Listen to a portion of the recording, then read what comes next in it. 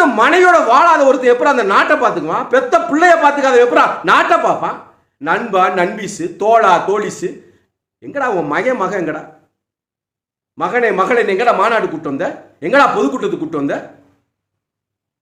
எவ்வளவு பெரிய சீரழிவு! உன்னை யார் இயக்குறா? நீ யார் மூலியமா இங்க வந்த? இதெல்லாம் தெரியாம இருக்கு. சங்கீதாவை ஏதாவது தனிப்பட்ட முறையில அவங்களுடைய கேரக்டரை ஏதாவது நீங்க கெடுத்து பேசினீங்க அப்படின்னா தொலைஞ்சிங்கடா. நீங்க தொலைஞ்சிங்க. இவர் தனிப்பட்ட பிரச்சனை, அதை பற்றி பேசக்கூடாதுலாம் இருக்க மாட்டான். நீ இனிமேல் சங்கீதாவை நீ தொட்டு பாருங்கடா. சங்கீதாவுடைய கேரக்டரையோ இல்ல வேற மாதிரி திருச்சி கொண்டு போகணுங்கிறதுக்காகவோ நீங்க இனிமேல் கொண்டு போகணும் நினைச்சீங்கன்னா தொலைஞ்சிங்கடா. நீங்க தொலைஞ்சிங்க.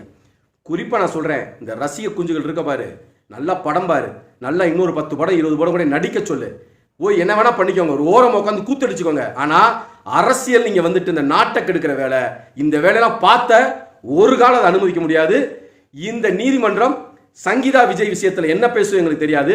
சரியான நீதியை தமிழ்நாட்டு மக்கள் விஜய்க்கு கொடுப்பார்கள்.